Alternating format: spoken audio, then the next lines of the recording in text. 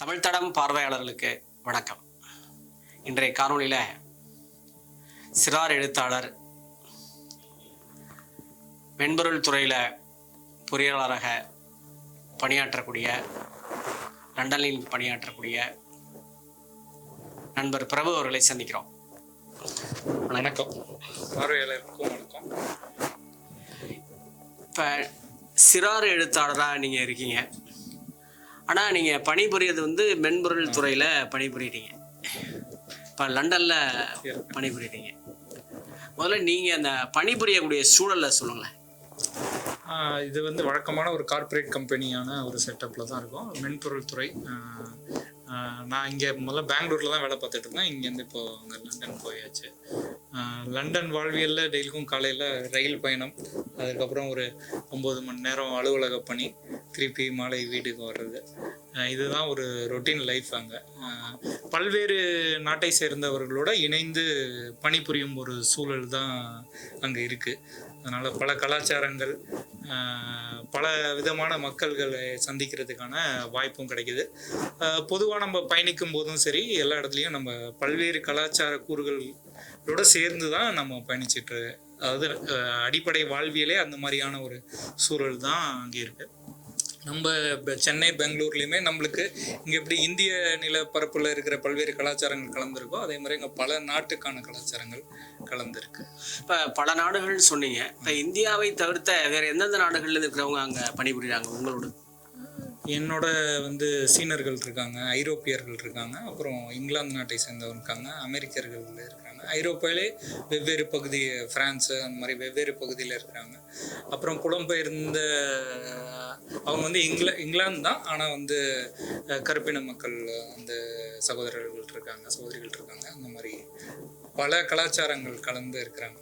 அமெரிக்காவிலேருந்தும் லண்டனுக்கு புலம்பெயர்ந்தவங்களும் இருக்கிறாங்க. அங்கே வாழ்ந்து இல்லாட்டி இங்கே மாறினவங்க இருப்பாங்க. இந்த துறை அந்த மாதிரியான துறை. இங்கேருந்து வேற ஊருக்கு போய் பணி செஞ்சுட்டு திருப்பி தங்க சொந்த ஊருக்கு வர்றது, இல்லாட்டி அங்கேருந்து இங்கே வர்றது, அந்த மாதிரி ஒரு உலகத்தை சுற்றி பார்க்கறதுக்கான ஒரு இயல்பான சூழல் இருக்கிற துறை தான் இது. இப்போ பல நாட்டு மக்கள் உங்களோட பணியாற்றுறாங்க. அவங்களுடைய பார்வை, இந்தியாவை பற்றி அவங்களது பார்வை, அப்புறம் தமிழ்நாட்டை பற்றி அவங்களுடைய பார்வை.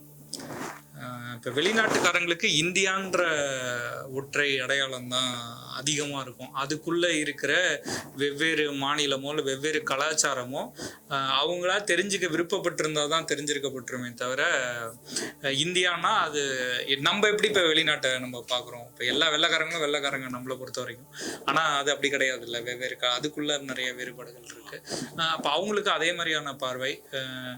நிறைய இடத்துல இந்தியர்கள் என்றால் இந்துக்கள் அப்படின்ற ஒரு பார்வையும் அவங்கள்ட்ட இருக்குது. இதில் நம்மளோட உணவு பழக்கமும் அதை வச்சு அவங்க இது பண்ணுறாங்க. முக்கியமாக நம்ம மீட்டு சாப்பிட மாட்டோம் அப்படின்னு எங்கேயாவது சொன்னால் உடனே அதை நீங்கள் இந்துக்களா அப்படின்ற ஒரு கேட்குற ஒரு பாங்கும் வெள்ளையர்கள்ட்ட இருக்குது. இப்போ மருத்துவர்கிட்ட போகிறோம், மருத்துவர் உணவு சார்ந்து நம்ம என்ன உட்கொள்கிறோன்றதை அவங்க கேட்டாகணும். இப்போ அப்படி இருக்கும்போது நம்ம ஒரு சைவத்தை பின்பற்றவங்களா இருந்தால் உடனே அடுத்த இடம் இந்துக்கள்னால நீங்கள் சைவமாக இருக்கீங்களா அப்படின்ற ஒரு கேள்வி இருக்குது. அப்போ அந்த மாதிரியான ஒரு பொது புத்தின்னு நம்ம சொல்கிற இதுதான் அங்கேயும் இருக்குது. இப்போ நூலகங்கள் கூட இப்போ சமீபத்தில் சவுத் ஏஷியன் ஹெரிட்டேஜ் மந்த்ன்னு நூலகங்கள் ஒரு மாதத்தை செலிப்ரேட் பண்ணாங்க. சவுத் ஏஷியானா ஒரு 5 நாடுகள், பாகிஸ்தான், பங்களாதேஷ், இந்தியா, ஸ்ரீலங்கா, அந்த சைடு சிங்கப்பூர், அந்த மாதிரியெல்லாம் இணைச்சு அவங்க செலிப்ரேட் பண்ணுறாங்க.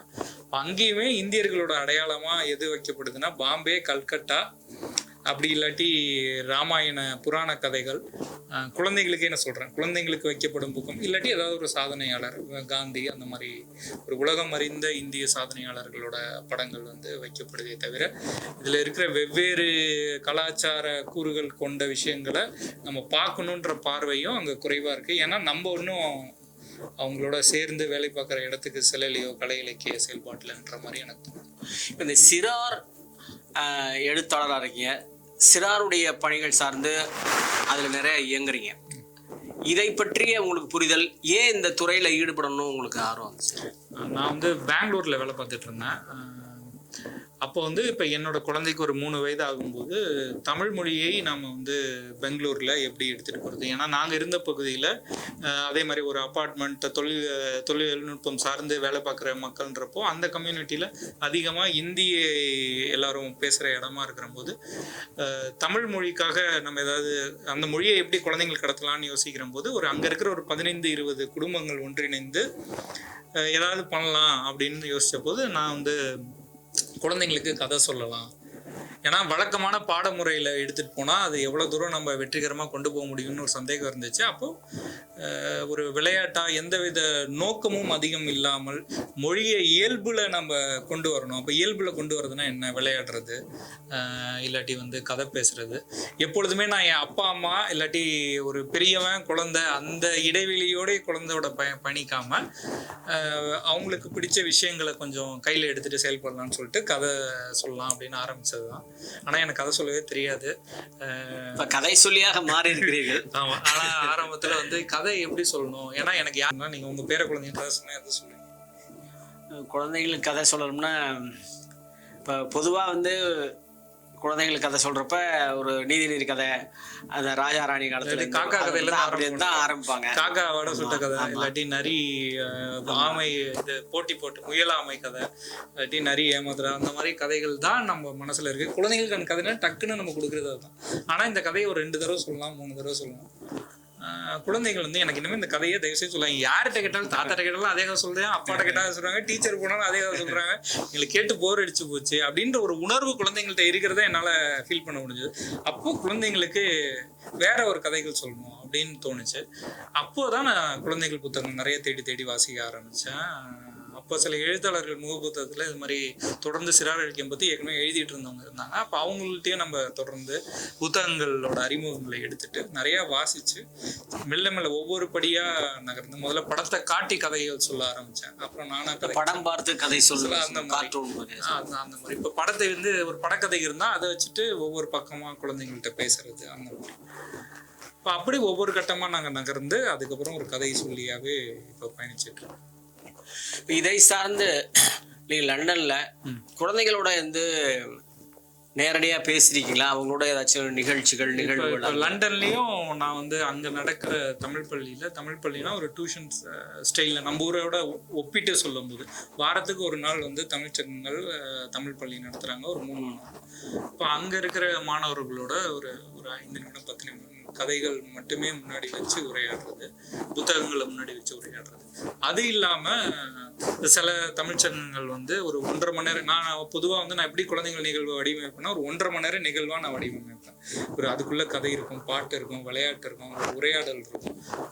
அந்த மாதிரி ஒரு 1.5 மணி நேரம். இப்போ இந்த வெளிநாட்டில் பண்ணுறது இல்லாட்டி வந்து நம்ம சேலம் பக்கத்தில் ஆத்தூருக்கு போய் ஒரு நிகழ்ச்சி பண்ணும்போது கூட அங்கே இருக்கிற குழந்தைகள் வந்து ஒரு சிபிஎஸ்சியோ இல்லை மெட்ரிகுலேஷன் இருக்கிற குழந்தைங்களும் கலந்து இருக்கிறப்போ நீங்கள் ஆங்கிலத்தில் பேசினாதான் எனக்கு புரியும்னு ஆரம்பிப்பாங்க. அப்படிதான் ஆரம்பிப்பாங்க. ஆனால் குழந்தைங்களுக்கு முன்னாடி போய் நான் நிற்கும் போதே நான் முதல்ல எனக்கு வந்து எனக்கு ஆங்கிலம் தெரிந்தாலும் எனக்கு ஆங்கிலத்தில் பேச வராது, எனக்கு தமிழ்ல மட்டும் தான் பேச வரும் அப்படின்னு ஒரு சூழலை உருவாக்கிடுவேன்.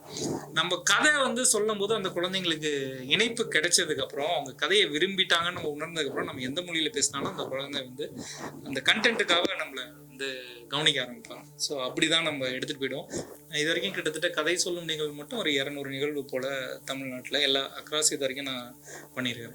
எல்லா நாடுகளையும் பண்ணிருக்கீங்களா? லண்டனை விட்டு மற்ற நாடுகளையும் இது மாதிரி நம்ம எங்க பயணிக்க போறோமோ அவங்க இப்போ லண்டன்ல இருக்கிறதுனால லண்டனை சுத்தி, இப்போ லண்டன்றது ஒரு சின்ன நகரம். இப்போ சென்னை மாதிரி, இப்போ சென்னையிலேருந்து நம்ம வந்து தஞ்சாவூர் வரும், அந்த மாதிரி லண்டன் சுத்தி இருக்கிற ஊர்களுக்கும் பயணிச்சிருக்கேன். அங்க இருக்கிற தமிழ் சொந்தங்களோட பேசிட்டு இருக்கேன். இப்போ இந்தியாவில் வேற எங்கேயாவது நீங்கள் கதை சொல்லி நிகழ்ச்சிகள்? இந்தியாவில் பெங்களூரில் நம்ம இருந்ததுனால வாரந்தோறும் எங்களோட குடியிருப்பில், அடுக்குமாடி குடியிருப்பில் ஒரு நிகழ்வு நடந்தது தான் ஆரம்ப கட்ட வேலை. யார் வந்தாலும் குறைந்தபட்சம் 5 குழந்தைகள் வந்தால் எனக்கு போதும் அப்படின்ற ஒரு மனநிலையில் தான் ஆரம்பித்தேன். வரவங்க எல்லாருமே வந்து அறிவுரை சொல்கிற நண்பர்கள் வந்து வருவாங்க. நீங்கள் ஏன் 1 வாரம் நடத்துறீங்க, 2 வாரத்துக்கு ஒரு தடவை அதை யார் வந்தாலும் வராட்டியும் இந்த நிகழ்வு வந்து நடக்கும்ன்ற ஒரு சூழலை நான் ஏற்படுத்திட்டு இருக்கும்போது அதற்கப்புறம் அவங்க நடத்துறாங்கன்னா அவங்க பாட்டு தானா வர ஆரம்பிச்சிருவாங்க. 3 மாதத்துக்கு ஒரு தடவை அங்கேயே வந்து ஒரு பெரிய நிகழ்வா இந்த குழந்தைகள் மட்டும் இல்லாம பெங்களூர்ல இருக்கிற தமிழ் சமூகத்துக்கு எல்லாத்துக்கும் நம்ம நம்ம பண்ணோம். அது வரைக்கும் கடைசியாக நாங்கள் வந்து பண்ணும்போது ஒரு 100 குடும்பங்கள் வந்து பங்கேற்றாங்க பெங்களூரில் நான் பண்ணும்போது, நான் இங்கேருந்து கிளம்புறதுக்கு முன்னாடி. இப்போ லண்டனில் நம்ம போகும்போதுமே எப்பொழுதுமே ஒரு 20-30 குடும்பங்களோட, நான் பெரியவங்களுக்கும் சேர்த்து தான் நிகழ்ச்சி பண்ணுவேன். அதனால அந்த மாதிரி நம்ம பண்ணுறோம். இப்போ குழந்தைகள் இப்போ நீங்கள் சொல்லக்கூடிய கதையை என்ஜாய் பண்ணுறாங்களா? குழந்தைகள் வந்து நீங்கள் அவங்களுக்கு பிடித்த வடிவத்தில் கொடுக்கும்போது அதை வந்து பண்ணுவாங்க. அங்கே தான் நம்மளுக்கு பொறுப்பு அதிகமாகுது. ஏன்னா குழந்தைகள் வந்து உங்களை விரும்பிய பிறகு நீங்கள் எதை கொடுத்தாலும் அதை வந்து உண்மை என்ற ஒரு ஒரு இடத்துக்கு போவாங்க. அப்போ நம்மளுக்கு இன்னும் பொறுப்பு அதிகமாகுது. இப்போ நீங்கள் இந்த மாதிரி கதை சொல்கிற போது உங்கள்கிட்டருந்து குழந்தைகள் பல செய்திகளை கற்றுக்கொண்டிருப்பாங்க. அதே போல் நீங்கள் குழந்தைகள்கிட்டருந்து கற்றுக்கொண்ட செய்திகள் எதாவது? குழந்தைங்கள்ட்டேருந்து நம்ம வந்து கற்பனை திறன் குழந்தைங்கள்ட்டேருந்து பெரிய வளமாக இருக்குது.